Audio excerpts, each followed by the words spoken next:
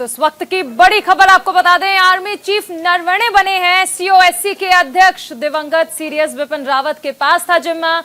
Army chief Naravane बन सकते हैं अगले सीडीएस। इस वक्त की बड़ी खबर आपको बताई जा रही है, आर्मी चीफ एमएम नरवणे बन सकते हैं अगले सीडीएस 8 दिसंबर को, जिस दौरान हेलीकॉप्टर क्रैश में पूर्व सीडीएस जनरल बिपिन रावत का निधन हुआ था। उसके बाद से ही अटकलें लगाई जा रही थी कि अब इस जिम्मा को कौन संभालेगा, और ऐसे में जनरल एमएम नरवणे का नाम जो है वो सबसे ज्यादा आगे चल रहा था। और सीनियरिटी अगर देखें तो उसके लिहाज से भी ये माना जा रहा था कि आर्मी चीफ नरवणे इस पद पर आ सकते हैं। फिलहाल आर्मी चीफ नरवणे को सीओएससी चीफ ऑफ के अध्यक्ष दिवंगत सीडीएस बिपिन रावत के पास ये जिम्मा था। आर्मी चीफ नरवणे बन सकते हैं अगले सीडीएस, ये जानकारी आ रही है। और इस वक्त की बड़ी खबर है ये, क्योंकि आर्मी की कमान संभालने के लिए देखो सीडीएस यानी तीनों सेनाओं के प्रमुख,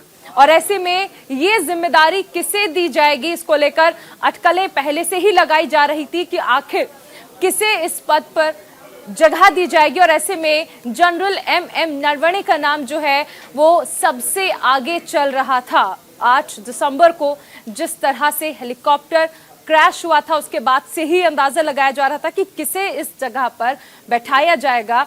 हमारे साथ एडिटोरियल डायरेक्टर मनीष अवस्थी जी जुड़ रहे हैं।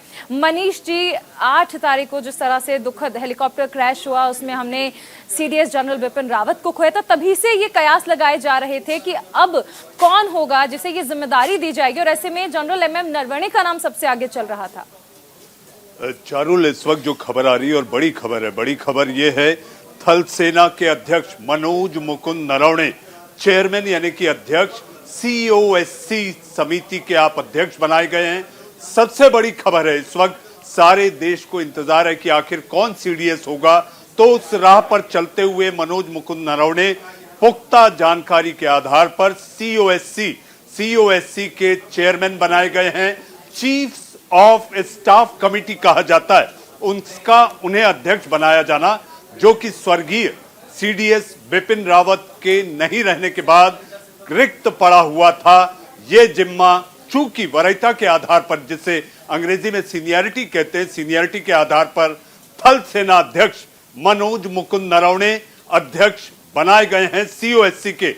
इस वक्त की बड़ी खबर, और ऐसी अटकलें हैं और सूत्रों के हवाले से जो जानकारी आ रही है कि एक एक कदम मनोज मुकुंद नरवणे सीडीएस की ओर आगे बढ़ रहे हैं। चारू, बिल्कुल मनीष जी, देखिए अगर हम बात कर लें तो तीनों सेनाओं के अध्यक्ष होते हैं, और ऐसे में बहुत ज्यादा जरूरी भी था कि इस पद पर हम किसी व्यक्ति को रखें, और सीनियरिटी के हिसाब से अगर देखें तो नरवणे जी का नाम आगे चल रहा था।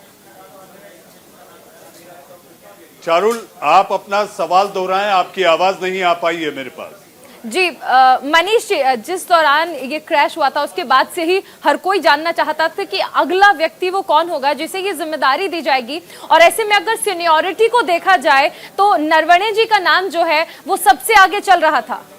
जी, उनका नाम आगे चल रहा था, लेकिन जहां तक बात की जाए अध्यक्ष बनाया जाना, यानी कि तीनों सेना, थल, जल और वायु, तीनों सेनाओं की एक समिति होती है जिसे सीओएससी कहा जाता है, उसके अध्यक्ष के रूप में यानी कि चेयरमैन के रूप में थल सेना अध्यक्ष मनोज मुकुंद नरवणे का नाम आज आखिरकार सरकार ने तय कर दिया और वो अध्यक्ष बन चुके हैं। और जो पुख्ता जानकारी आ रही है, जी हाँ, यानी कि डिफेंस सोर्सेज के जरिए जो जानकारी आ रही है, मनोज मुकुंद नरवणे देश के दूसरे अगले सीडीएस हो सकते हैं। चारुल, इस वक्त की बड़ी खबर।